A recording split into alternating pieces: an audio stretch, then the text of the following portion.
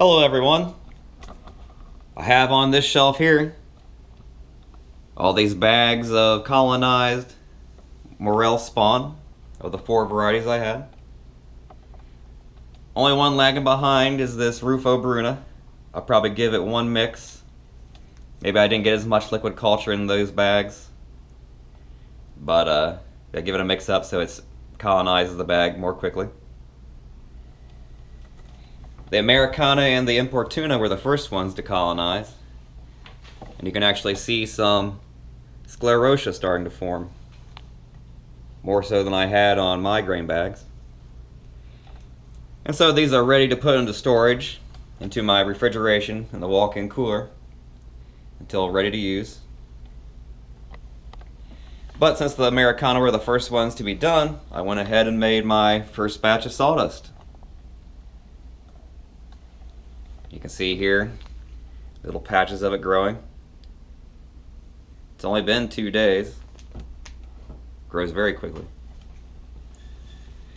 And this sawdust blend is different, quite different than what I've been using for king oysters or lion's mane. It's based off the same 20% supplementation recipe that you would find where you're adding wheat bran, or, in my case, I really like using the cottonseed meal because it has a higher protein. But this blend is a proprietary blend, a recipe given to me by the Morel King. It has, about 7 or 8 ingredients into it. And what I can tell you about it is, it has the cottonseed meal or wheat bran, supplemented at 20%. And I've added 1 cup of coffee grinds to the batch per 12 bags. Because, I like adding the coffee. And the few other ingredients in it that I can't tell you are ingredients that I hadn't really ever thought about putting into a sawdust recipe. But I'm sure that through the Morel King's research and what he's learned from Chinese growers, that it definitely does give a boost. Now, you can most certainly use the standard 20% recipe, like, the bags I made for last year. And that will, I'm sure you're going to get good results with that. But obviously, this recipe is tailored for the morels. So you're probably going to get quite a bit more yields for the amount of work you do. And again, if you want to get your spawn with this recipe blend, you can buy it from the Morel King from his website at morelcultivation.com. But let's go outside and take a look at what I'm going to be doing to my yard and commercial vegetable garden to change it into a morel garden. This area back here is where I had made the first bed of morel spawn last year. You see I've taken down all the landscape fabric, or shade cloth rather. And I'll probably use this area again this year. The same with these 2 smaller areas. You remember I had one right here, and then kind of up on this slope I had one at the top. What I'm going to do as well, since I have this burn pile in the middle of the yard, kind of all surrounded by weeds at the moment. It's kind of a nest for rabbits. I have this burn pile over here, and I'd like to burn some more wood in between it and till up this entire lane. See here, just till it all up and then furrow it into raised rows and use that for an area to grow, because they're going to really like all those ashes. And I till it, work all the ashes into the soil. But everything I'm going to do this year is based on raised rows. That way I guarantee that they're not going to get too wet or flooded out if it rains hard. And I'll have Well, I probably won't be doing the same style of shade cloth, you know, up on these vertical posts. You know, it really didn't block much of the light out. Most of it was blocked by these trees.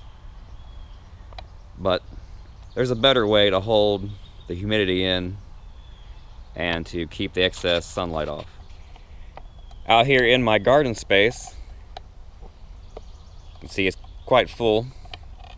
I've got sweet peppers growing mostly under the covers here, and a whole bunch of paisano paste tomatoes.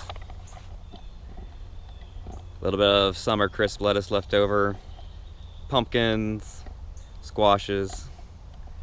So everything seems a bit full right now, but starting in September, when most of the production of these tomatoes and peppers are done, I'm going to start ripping them up and replacing all these lanes, these raised row lanes, with morel spawn. Now, there is a kind of a special way I'm going to be doing it, kind of a method that Morel King has taught me. But for just to keep it basic and simple, as long as you bury your spawn underneath 2 inches of soil, it should do the trick. Or even really, if you just throw your spawn into your garden in the wet areas, you'll get some results that way too.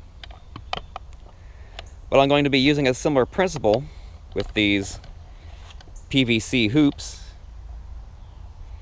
See, some of these are cut to 8 feet, like this one, you know, just enough to get over the cages.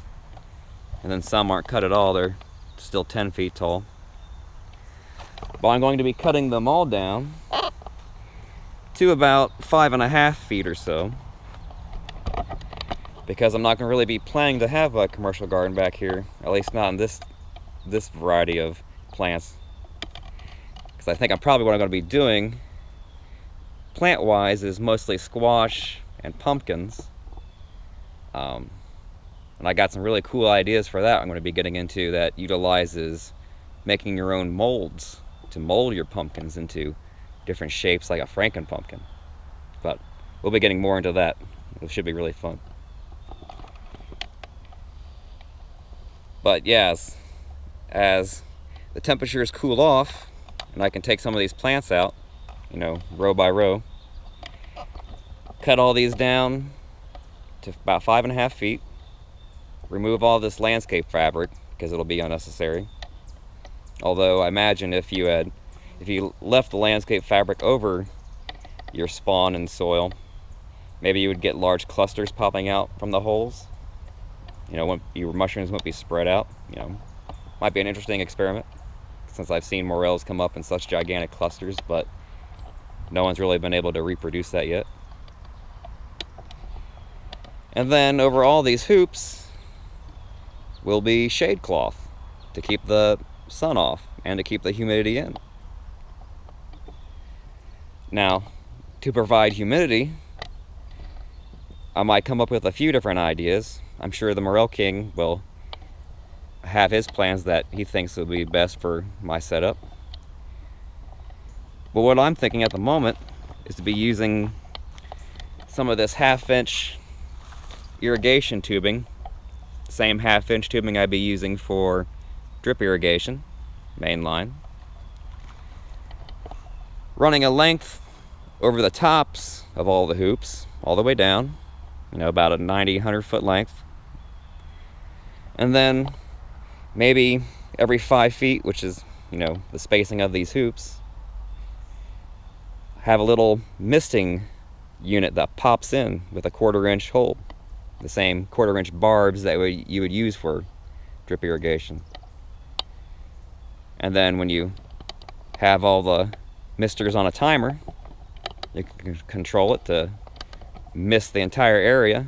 And I think each one I have can do like 1 meter by 1 meter, and a total of 2 liters per an hour, you know, 8 gallons per an hour. So that's quite a bit of mist it can put out.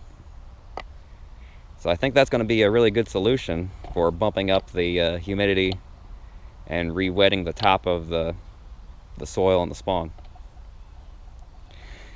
But we'll get more into all of this as my spawn gets ready and it cools off. According to Morel King, I want to let the spawn on the sawdust colonize for at least 4 weeks, but no longer than 8 weeks before I use it. So you got about a 4-week window. And of course, if you don't use the spawn in time, you can always put it into refrigeration to slow the growth down. But it's hot right now.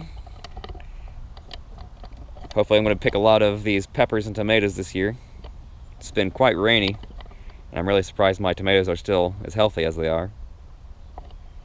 But been quite happy with all this, and I think we're going to have some really great results changing this into a morel garden.